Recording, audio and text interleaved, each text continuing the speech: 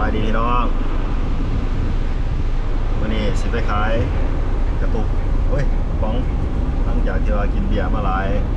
ปีเนาะสะสมบัดนี่ก็สิไปกินเฮ้ยสิไปขาย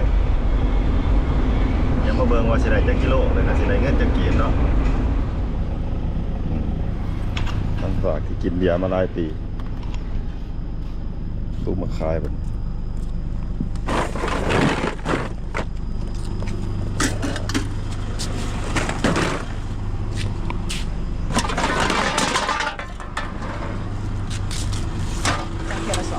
ฮะสั่งเทละสอบเนาะอะไรขึ้นจ้ะแล้วแต่เจ้าสะดวก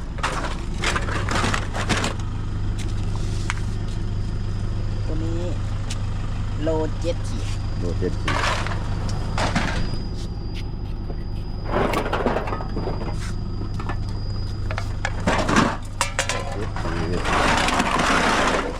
ใส่กระสุนมีกระซุมใส่กระซุมเลย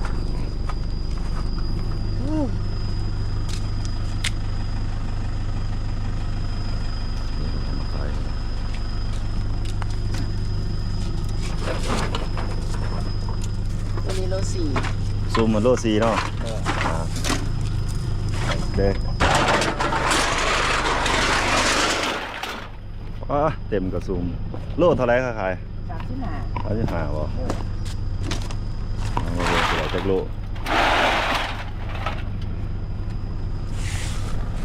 เท่าไรก็8 เพิ่งบ่8 โล 4 8 โล 4ได้ออกโลนึงเนาะโอ้ได้ออกโล4ว่าแต่พอดีเหลือ7 โลเป็นบวกตัวนั้นโล7แต่พอดีเป็น8.7 โล7เนาะเป็น8 โล 7 300,000 กับ 4,500โอเคตามมา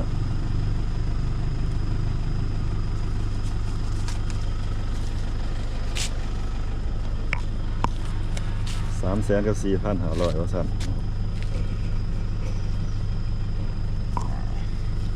โอเคใจขอบใจโอ้เงินกินเบียร์ไหนเบียร์ขอบใจ300,000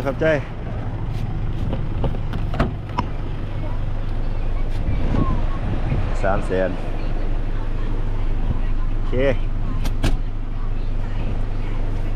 ไปวันนี้พาหมอยหลานไปซื้อขนมเนาะเปียกอะไร